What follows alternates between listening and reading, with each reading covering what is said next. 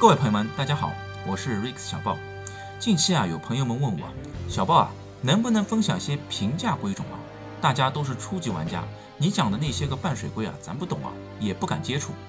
OK， 这期视频我们就来聊一聊平价龟种中的神龟巴西龟。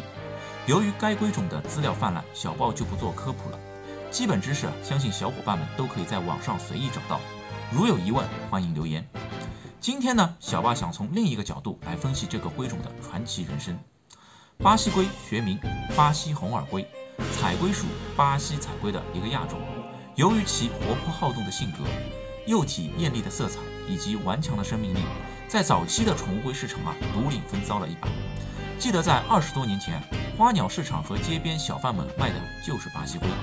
可以说，中国宠物龟启蒙阶段就是靠着巴西龟打开市场的。目前屏幕前的小伙伴们，有多少人是从巴西龟开始入坑的？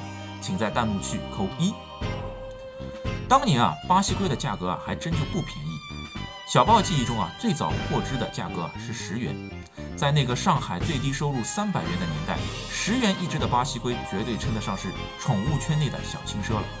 当时作为学生的我，可望而不可及终于在我初中的时候省吃俭用入手了人生中的第一只巴西龟。买了以后还不敢带回家，就怕被父母问到价格挨骂。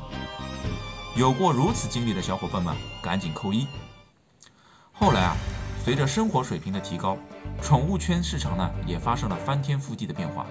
这个曾经辉煌一时的龟类渐渐地落下了神坛，直到今天被誉为烂大街的入侵物种。由于巴西龟具有食用、药用及观赏价值，早期的投资者大力养殖该龟种，部分数量流入宠物市场。因其本身强大的适应性和较高的繁殖率，让这个物种在民间的数量大增，而屡屡降低的身价又让它们变成了饲主随意丢弃的宠物。而一旦被丢弃的巴西龟到了野外环境，就能迅速适应，并且占据到食物链的顶端，这就形成了外来物种的生态危害。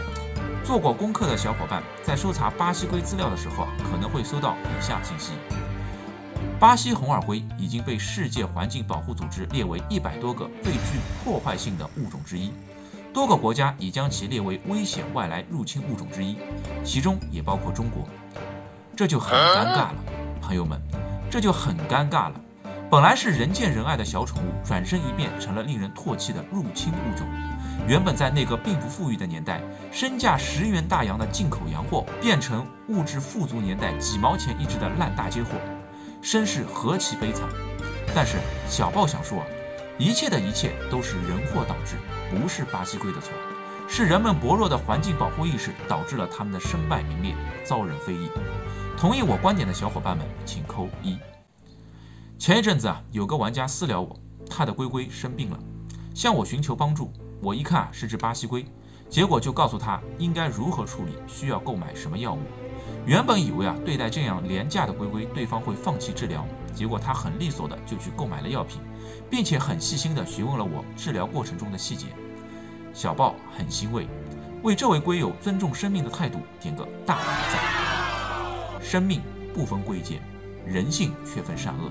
巴西龟作为宠物龟类中最普及的品种，也许在物种发展层面上来讲，它们是幸运的，但是在个体层面上来讲，它们又是悲哀的。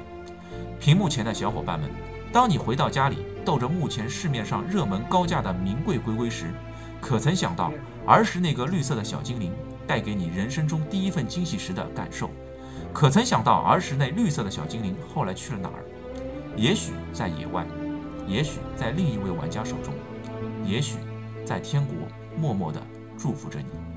好了，今天的视频就分享到这里，我是小豹，我们下期再见。